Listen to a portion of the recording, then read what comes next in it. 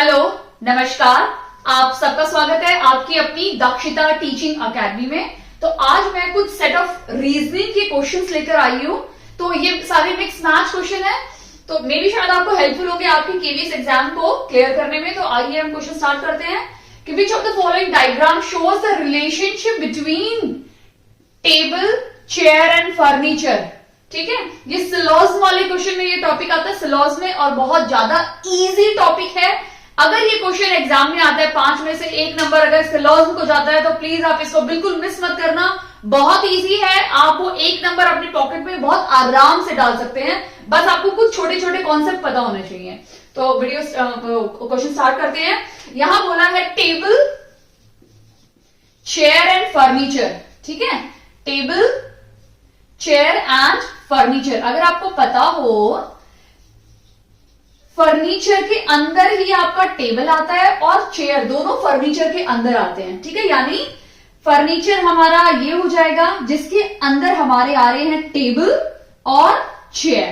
Clear है? तो इस टाइप का फिगर आपको कोई दिख रहा है? हाँ, ऑप्शन नंबर बी हमारा इसमें राइट आंसर है। क्लियर?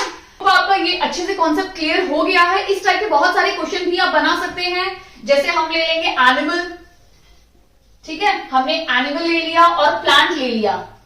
ठीक है, और हमें एनिमल और प्लांट में रिलेशन बताना है या इनका बनाना है, और इनके साथ हमने ले लिया लिली।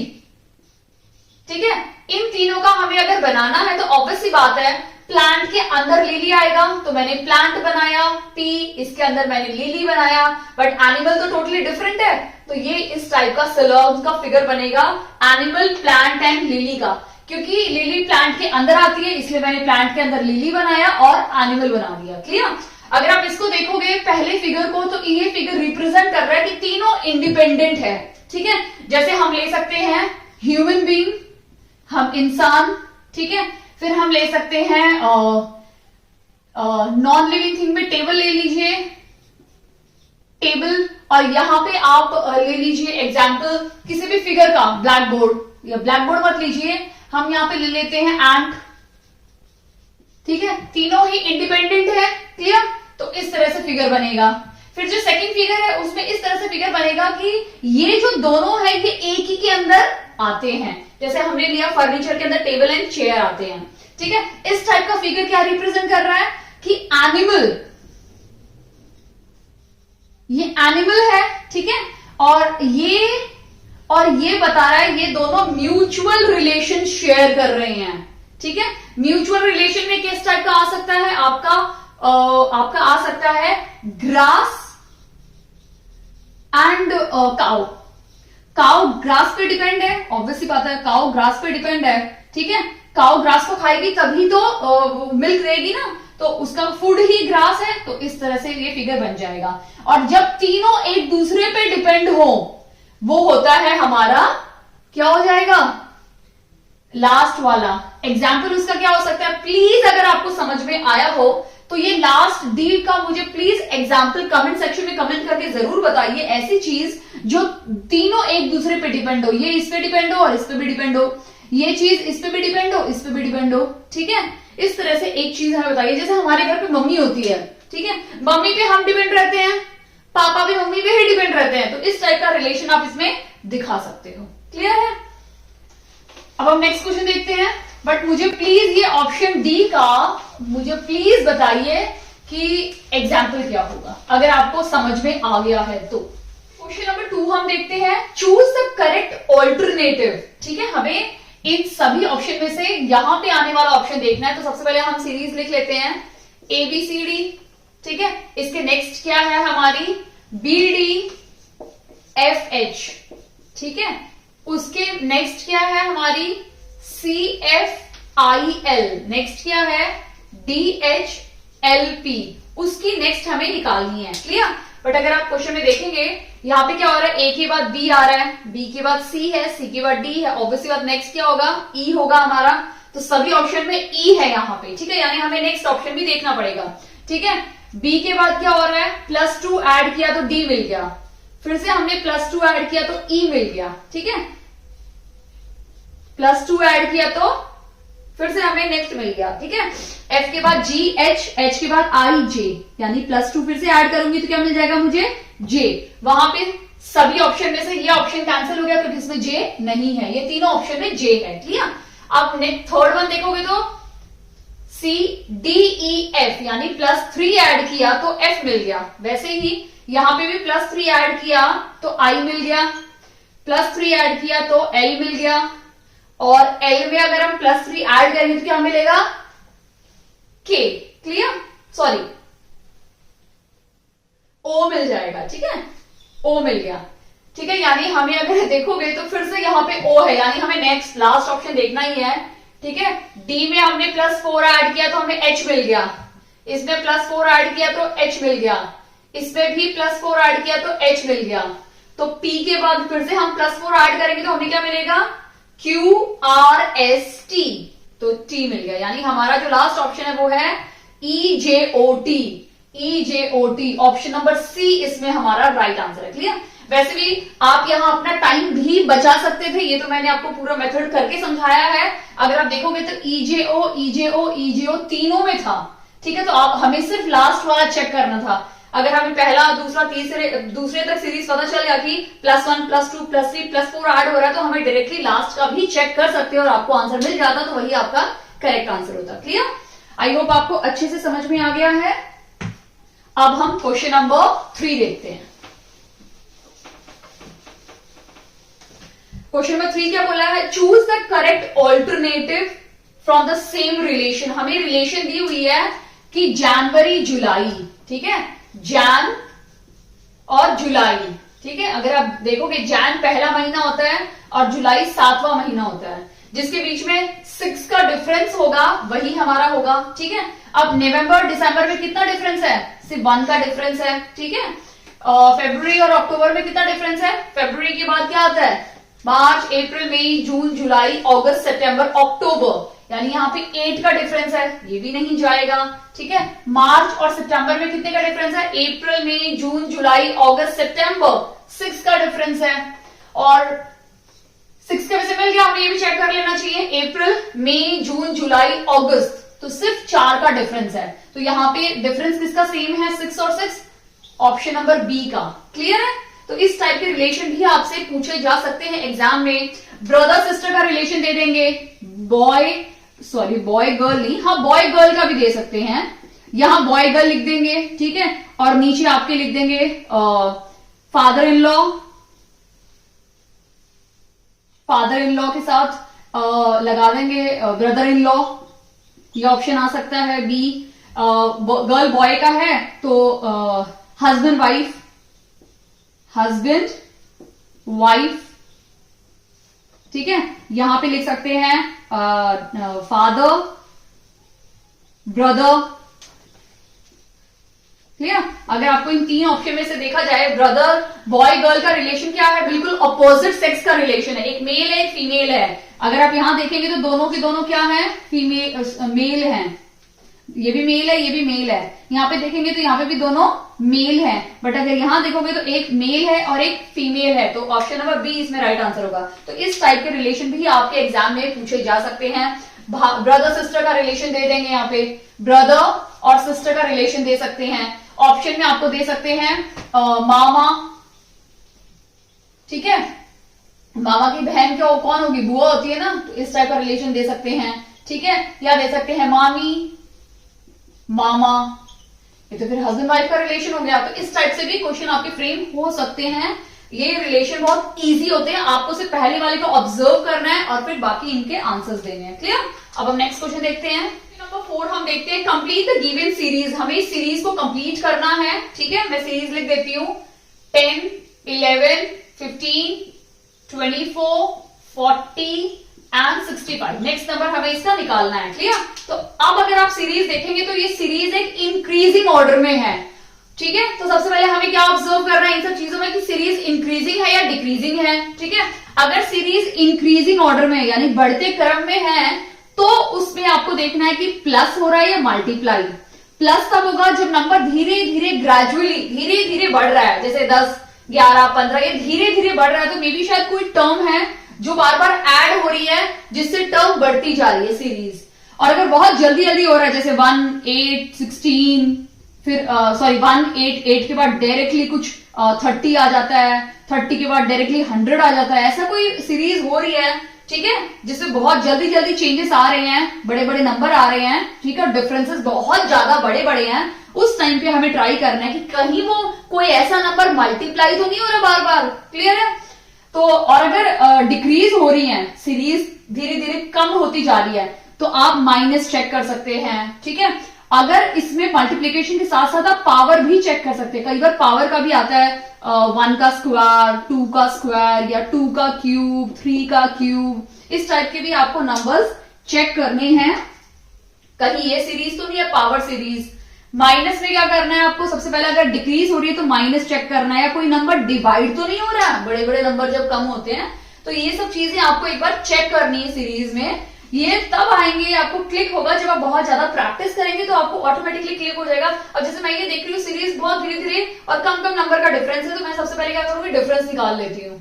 तो अगर मैं इन दोनों का डिफरेंस निकालती हूँ तो यहाँ पे -1 आ रहा है, ठीक है, यानी जब मैंने इसको माइनस किया तो मेरा आंसर क्या आ रहा है, 1, ठीक है। या फिर आप ऐसे भी देख सकते हैं कि इसमें मैंने +1 किया तो 11 आ गया, ठीक है। अब इसमें मैंने +4 ऐड किया तो 15 आ गया। क्लियर है? अब 15 में मैंने क्या किया कि इसको इसे माइनस करूंगी तो मुझे मिल जाएगा, यानी +9 ऐड किया तो 24 आ गया, ठीक है। फिर मैंने इसमें 16 ऐड किया, ठीक है, 6 + 4 10 0 1 and 4 तो 40 आ गया। अब 40 में मैंने 25 ऐड किया तो मेरा 65 आ गया, ठीक है। अब अगर आप इस सीरीज को ध्यान से देखोगे तो ये है 1 का स्क्वायर, ये है 2 का स्क्वायर, ये है 3 का स्क्वायर, ये है 4 का स्क्वायर, ये है 5 का स्क्वायर, यानी पावर सीरीज चल रही है। तो ऑब्वियस सी बात है नेक्स्ट नंबर हमारा क्या होगा, 6 का स्क्वायर होगा, यानी 36, ठीक है। तो वो नंबर क्या आ जाएगा यहाँ पे, 36।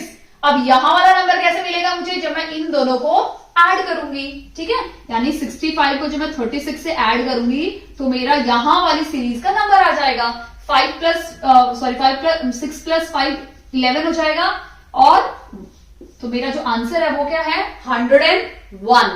तो ऑप्शन नंबर डी इसमें मेरा राइट आंसर है। क्लियर है? आई होप आपको अच्छे समझ में आ गया है।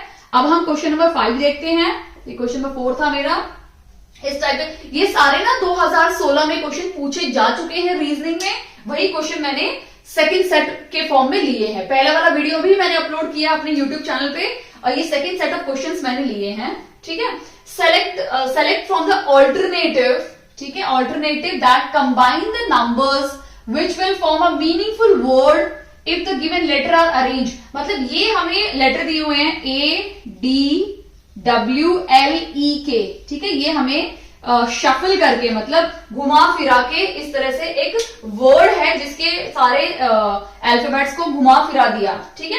अब हमें निकालना है इसमें से कि क्या कौन सा मीनिंगफुल वर्ड है। तो जिनकी कम्युनिकेटिव या स्किल्स बहुत अच्छी है वो तो देख लो ध्यान से, अगर आपको मिल जाएगा, ऐसी बात नहीं, इतना डिफिकल्ट भी नहीं है, थोड़ा सा सोचोगे मिल जाएगा, बट वो थोड़ा सा सोचना, या फिर आप उसको देख सकते हो ये मुझे मिल गया, देख लो और टिक कर दो। बट जिनको नहीं आ रही या दिक्कत हो रही है, ऐसा नहीं कि हर किसी को आंसर मिल जाते इतनी जल्दी, वो लोग क्या कर सकते हैं, हम एक ही करके स्टार्ट करते हैं 413, ठीक है। अब सबके नंबर दिए हुए हैं तो हमें बहुत स्पीड से करना है। 413 4 4 1 3 W, ठीक है, और 652 652 ये कोई वर्ड बन रहा है, बिल्कुल नहीं बन रहा। अब देखो 652 यहां नीचे भी है, तो सिर्फ हमें थोड़ा सा शफल करना और चेक करना, तो ये तो कोई वर्ड नहीं बना, ठीक है। और स्टार्टिंग है 314, तो 3W14, ठीक है, सॉरी ये ए आएगा, ठीक है, और लास्ट का तो बिल्कुल सेम था KED, तो ये बन गया वॉक्ड। ऑप्शन हमारा मिल गया, यानी ऑप्शन में बी हमारा राइट आंसर है। ऑब्वियसली बात है, एक वर्ड बन गया तो बाकी दो तो बनने बहुत डिफिकल्ट है, नहीं बनेंगे जब आपको सही आंसर मिल गया। तो ये वॉक्ड हमारा ये शब्द था। क्लियर? जिनकी इंग्लिश बहुत अच्छी है, कम्युनिकेटिव स्किल्स में कोई भी परेशानी नहीं है, देखते या पहचान जाते हो कि शब्द शफल किया हुआ शब्द कौन सा है या वर्ड कौन सा है, तो आप तो बस बनाइए और अरेंज करके देख लीजिए। बट ये सारी दिक्कतें काफी लोगों के साथ भी होती है जिनकी कम्युनिकेटिव स्किल इतनी अच्छी नहीं होती, जरूरी नहीं है, बहुत सारे लोग होते हैं, वो उस टाइम पे अपने रीजनिंग में इस तरह से मिक्स मैच करके देख लीजिए तीनों, ये लास्ट में यहाँ पे अगर आप देखेंगे तो 652 था, 652 था, तो आपको लास्ट का सेम रखना है, आगे का चेंज करके फटाफट देख लीजिए। अब यहाँ पे जो आपने बना लिया है वो यहाँ पे आपको यूजफुल हो जाता, ठीक है। तो इस तरह से आप अपना कम से कम समय में इस टाइप के क्वेश्चन अटेम्प्ट कर सकते हैं, क्लियर। अब हम नेक्स्ट क्वेश्चन देखते हैं। इस टाइप के क्वेश्चन भी आपके एग्जाम में पूछे जाते हैं, फोल्डिंग अनफोल्डिंग वाले। तो अगर आप इस फिगर को ध्यान से देखेंगे तो ये कुछ क्यूब बना हुआ है, ठीक है, ये क्यूब टाइप का स्ट्रक्चर कुछ बना हुआ है। तो यहाँ पे थोड़ी अगर आपकी इमेजिनेशन काफी स्ट्रांग है तो आप काफी हद तक अच्छे से अटेम्प्ट कर पाओगे इस टाइप के क्वेश्चंस को, ठीक है। बाकी वैसे ऐसी बात नहीं है कि आप जिनकी इमेजिनेशन स्ट्रांग नहीं है वो नहीं अटेम्प्ट कर पाएंगे, बट थोड़ा सा समय लग सकता है आपका, क्लियर। अब अगर आप इसको देखेंगे तो आपको सिर्फ इमेजिन करना है कि ये हमारा बेस है, ठीक है। इस बेस पे हमने ये इस तरह से एक पेपर रखा, ठीक है, ये बेस है, बेस पे मैंने एक पेपर इस तरह से रखा, ठीक है, ये वाला पार्ट। अब जो ऊपर वाला ये वाला पार्ट है ये मेरा यहां आएगा, ठीक है, इस तरह से ऊपर आएगा ना, तो किस तरह से दिखेगा वो, कुछ इस तरह से दिखेगा, क्लियर है। तो ऊपर वाला पार्ट मेरा किस तरह से दिखेगा, कुछ इस तरह से दिखेगा, मैंने अभी आपको समझाया, ठीक है, क्लियर है। ये ऊपर वाला, साइड वाला जब आप मोड़ते हैं तो ये तो इस जैसे कलर का ही है, तो आपको साइड में कोई परेशानी नहीं होगी। अब इस साइड का देख लेते हैं, क्योंकि अगर आप देखेंगे तो यहां पे फ्रंट का ही दिखा रहे हैं। अब अगर ये मेरा फिर से बेस है, ये वाला अगर साइड हम लेते हैं तो ये इस तरह से आएगा, इस तरह से आएगा ना, तो ये जो सर्कल है यहां पे, ये सर्कल आपको सीधा यहां दिखेगा इस फेज में, ठीक है। तो मैं बना लेती हूं इसको, किस तरह से बनेगा, मैंने पहले बना दिया, अब नहीं डिफिकल्टी नहीं होगी, मैं अभी बना देती हूँ फटाफट, ठीक है।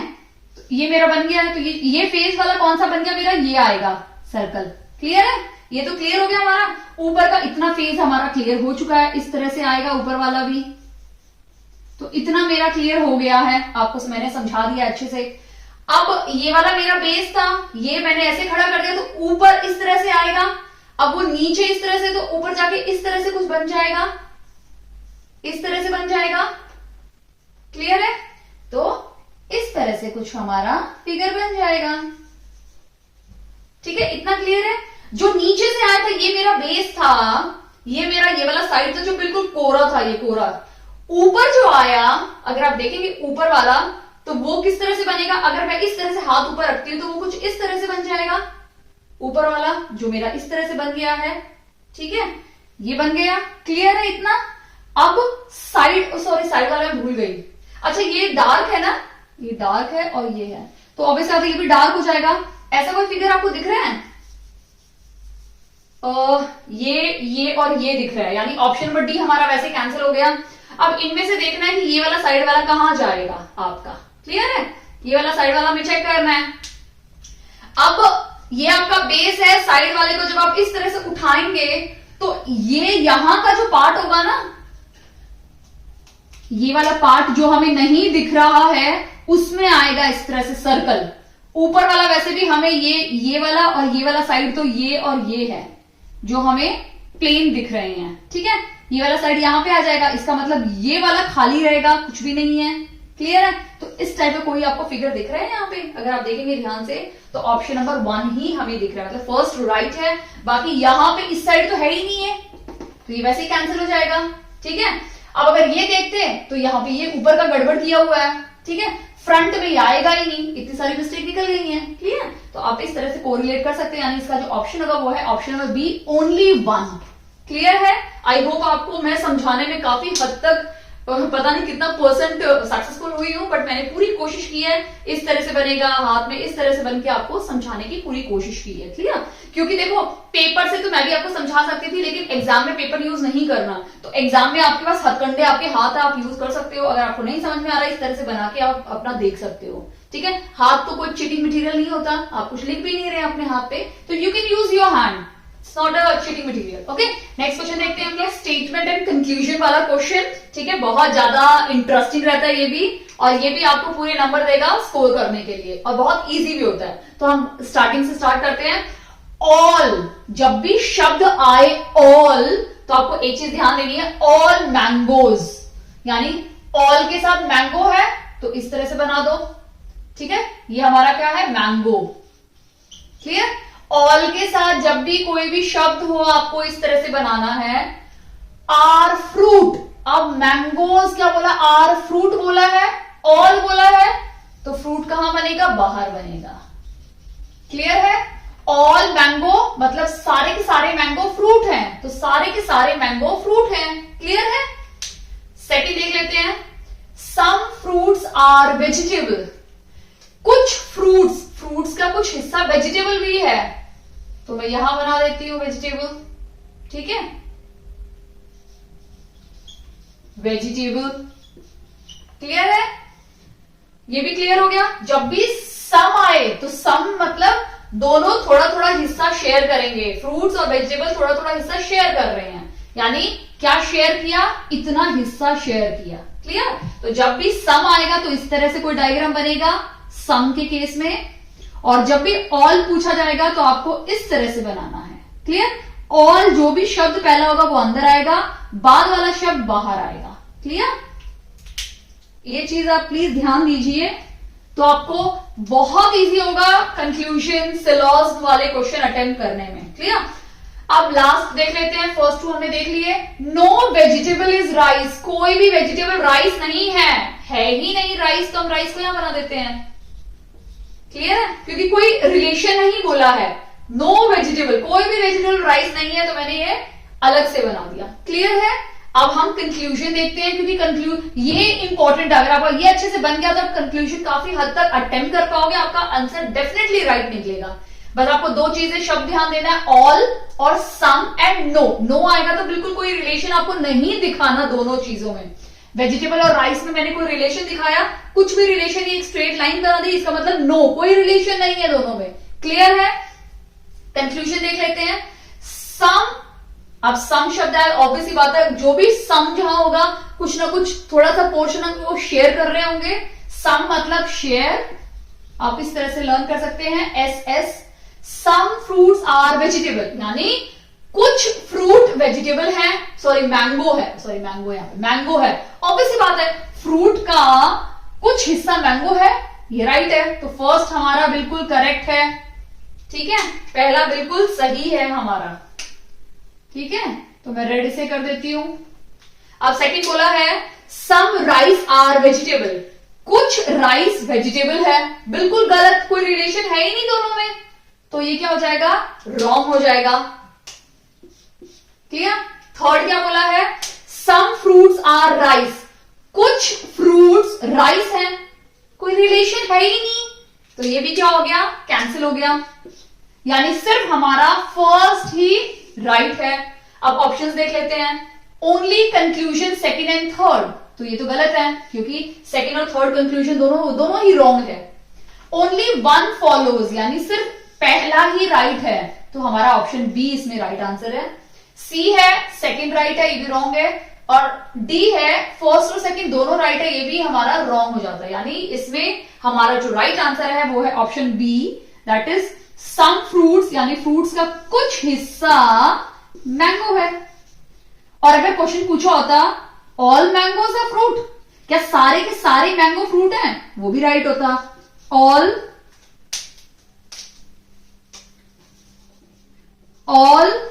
मैंगोज आर फ्रूट, ऑब्वियसली बात है, सारे के सारे मैंगो फ्रूट हैं। बट अगर क्वेश्चन आता all fruits are mango, all fruits are mango, क्या सारे के सारे फ्रूट मैंगो हैं, क्या सारे के सारे फ्रूट मैंगो हैं, पॉसिबल है ही नहीं, क्योंकि फ्रूट के अंदर मैंगो है। अब हम ये नहीं बोलेंगे कि भाई हम जनरली यूज करते हैं शब्द, मैं फ्रूट मार्केट जा रहा हूं, कभी मैं मैंगो मार्केट जा रहा हूं, कभी नहीं होता। तो फ्रूट्स के अंदर बहुत सारे फ्रूट्स आते हैं जिसमें से मैंगो उसका एक हिस्सा है, तो कभी भी फ्रूट के अंदर मैंगो आ सकता है, बट मैंगो के अंदर फ्रूट कभी भी नहीं आएगा। क्लियर है? तो ऑल फ्रूट्स आर मैंगो हमेशा रॉन्ग होगा। उस जगह पे अगर ये शब्द यूज करते हैं सम फ्रूट्स आर मैंगो होता तो राइट हो जाता वो। क्लियर है? तो वो राइट होता। आई होप आपको अच्छे से समझ में आ गया है स्टेटमेंट और कंक्लूजन वाले क्वेश्चन को कैसे अटेम्प्ट करना है, कैसे सॉल्व करना है। 3 क्राइटेरिया याद रखना है। ऑल को कैसे डायग्राम बनाना है, सम का कैसे बनाना है, नो का, नो मतलब नो रिलेशन, और उसके बेसिस पे आपको ये कंक्लूजन चेक कर रहे हैं। बहुत सिंपल है। अगर आपको वीडियो अच्छी लगी तो प्लीज इस वीडियो को लाइक कीजिए। चैनल पे नए हैं तो प्लीज चैनल को सब्सक्राइब कीजिए। दक्षता टीचिंग अकेडमी में भी शायद मेरे कुछ व्यूअर्स को काफी हेल्पफुल होगा इस वीडियो से आपके केबीएस एग्जाम को क्रैक करने में। अगर इन बिटवीन कोई भी आपको डाउट होता है तो प्लीज मुझे कमेंट सेक्शन में कमेंट करके जरूर बताइए। अगर आप पर्टिकुलर टॉपिक भी मुझे बोलेंगे कि मैम प्लीज एक पर्टिकुलर टॉपिक भी आप एक्सप्लेन कीजिए, डेफिनेटली मैं वीडियो बनाऊंगी उस पर। अगर आप एक पर्टिकुलर टॉपिक को भी बोलेंगे, अगर आप बोलेंगे इस पे, तो I will make video on this topic also. तो आपकी डिमांड पे कोई भी पर्टिकुलर टॉपिक अगर आप बताएंगे तो मैं उस पर वीडियो जरूर बनाऊंगी। ओके, तो प्लीज अपने फ्रेंड्स के साथ भी शेयर कीजिए जो केबीएस का एग्जाम की प्रिपरेशन कर रहे हैं, क्योंकि काफी लोग होते हैं बहुत ज्यादा नीडी रहते हैं, उनको जरूरत होती है। तो प्लीज हेल्प कीजिए एंड प्लीज मेरे चैनल को भी थोड़ा सा अपलिफ्ट करने में हेल्प कीजिए। Thank you so much.